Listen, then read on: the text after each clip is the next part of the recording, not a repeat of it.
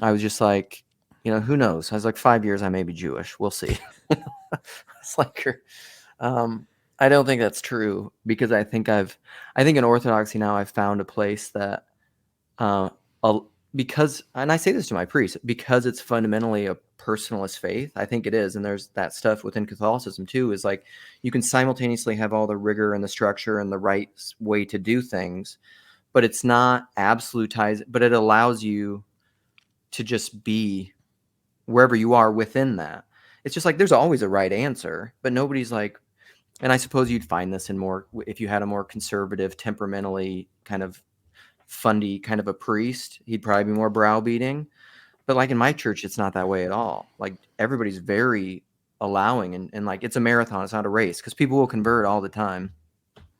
And they'll be like, how do I do this fasting? Like, what are the rules? And people are like, well, and they're almost like even hesitant to give you an answer. Like they'll tell you or they'll give you resources, but then they're just like, it's a marathon, it's not a sprint.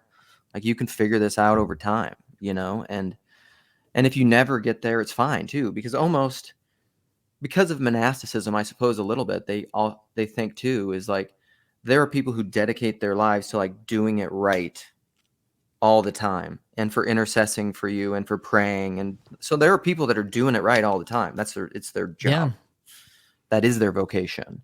And so like to the degree that you can do that in your secular lay life, fine. And some people do, but it's kind of like my priest said, even with the rich young ruler, the way that my priest explained the rich young ruler to me, it was very this, he comes to him and he says, what do I need to do to be saved? And Jesus is like, you have the scriptures, you have the rules, you know what to do.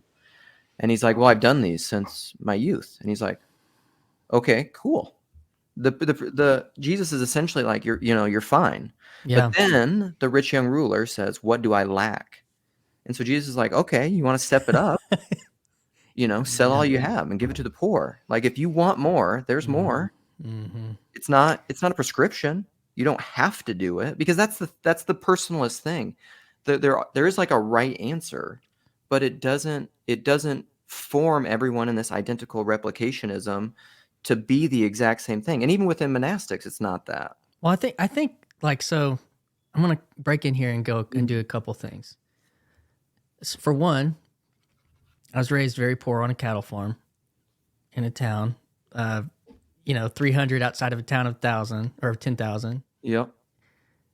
Very dispensational. I had lots of fears and nightmares and went to bed crying a couple of times because of the mark of the beast and guillotines and fireside chats with my family about such things. Then, I got my undergrad in biblical studies, so I was a little bit more buttoned up in college, but my wife and I got married after college. And then, been on that journey. I was more into the rock and roll. So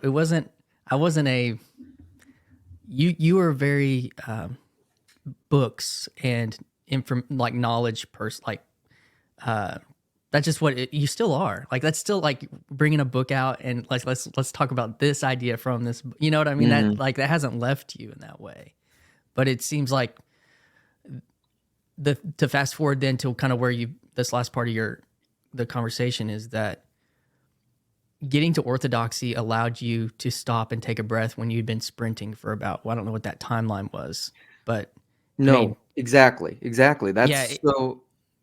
Keep going. Yeah, more. Well, that's what it sounds like, was that you then were, I can just be okay to be myself and be okay to journey now and not have exactly what it was. And I think that is beautiful, and I think you bring that into this space, allowing and realize, okay, this is actually, the thing that pushed me away from, other than like, I've told the story about kind of having this ego death, but the thing that pushed me also away from the Reformed side of things is the amount of certainty. Like, not that I don't have a deep faith, but that you have to attach a certain amount of certainty to all these things. And it's like, and then you're kind of stuck and it's like, or having to know what you think about everything. Because even in this little corner, I remember specifically having a conversation with Michael Lady, some of the early conversations that we were having about hell, because that's a big part of my story Yeah. is Mm-hmm. the doctrine of hell stuff. And because that's the thing is I always kept reading the books. Like I would read the prescribed books, you know, the Jerry Bridges, the Radicals, the whatever, Al Whatever was Mohler pop. books, Yeah. whatever I was supposed to be reading. I would read all those books, you know, D.A. Carson, Mm-hmm. exegetical fallacies. Like I'd read all the nerdy books, going through R.C. Sproul stuff. He walked through philosophy. All that stuff was very formative for me.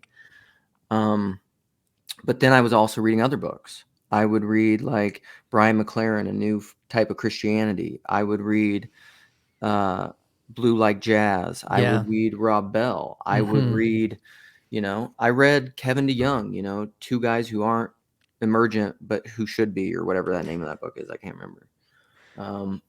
So I was always reading all these things, but then I would want to I would talk to everybody about all the, you know, right doctrine. Then I talk about all this other stuff too. And circling back to hell in these conversations, I remember, so to put another exclamation point on the point you just made, Father John Baer came and lectured at Anselm House, this local Twin Cities, University of Minnesota, inter kind of inter well, it's not interfaith, but inter-Christian fellowship on the University of Minnesota campus. Because again, like there, you don't have you can't be super dogmatic and exclusivist because it's the University of Minnesota campus and nobody gives a shit about Mm-hmm. any of that stuff. So you have to be kind of open and inclusive. You know, the blessings and the curses of Yeah. majority culture stuff. But Yeah. I didn't even know who John Baer was at the time. And my priest actually gave me a ride to the school. So I was riding to the school with like a deacon, my priest, and John Baer.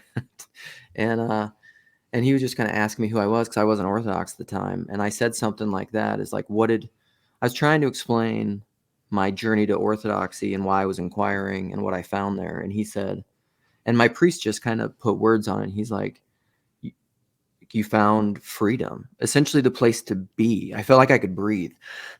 And what I mean by that is like, I didn't have to figure out, this has been a recurrent thing. Michael said this exact thing. And I want to illustrate it by a conversation that we had is like, I felt the peace to not have to know what I thought about everything. I didn't need to know what do I think about this doctrine and this Mm-hmm. which the exclusivist religion on the right side of history. Which line are you on? This side or this side? Are you on the right side or the wrong side? And depending which tribal camp you're in, like if you're on this side, you're dead to me. If you're on this side, you're okay and you're right. Which is all bullshit anyhow, Mm-hmm. really. Because nobody really, because like, is your self-awareness so accurate that you really know what you think? With the Jordan Peterson thing. And because we started having these conversations about hell. And Michael, he admits, not that he's dishonest, but he kind of came to the self-awareness that he was scared to death to even be open to rethinking hell and to saying what he thought about it. But like people don't understand that kind of fear, that driving fear has nothing to do with what you actually think about a topic. So like it's how I It's think, more social because you're talking about that exclusivist line. yeah, Yeah. totally. And so this fear can be it can be a corrupting, self-deluding thing that makes you, because I've often said like there's a big difference between believing you ought to believe something and actually believing it. Yeah. It doesn't mean you actually believe it. That a lot of that has to do with tribal boundary policing and fear. Yep. You know, if I think this thing, if I allow myself to think this thing, not only will I be ostracized by certain groups, but maybe God won't love me anymore. Yeah. Maybe if I'm honest. I think there's a limit to that because, like, so my father-in-law, he's a, you know, I told you earlier, he's a physician, very, you know, smart guy. He likes to study things. He likes to adamatize things. He likes to get down, Yeah, but he's not doing it because he wants someone else to think. I yeah, think he himself. And so and I think that where the limits that I'm talking about is like, he's thinking about his, you know, the worldview yeah, thing. So it's like trying to, for himself to stay in a world, like how do I stay in this? And it is propositional. And we've been having that conversation, but at the same time, I think that's the limit to where for him, it's far less about a community thinking this, he's thinking right about this, and he's trying Yeah. to that journey, and you do rub up, then you do come into the boundaries. Well, what does make me a Christian?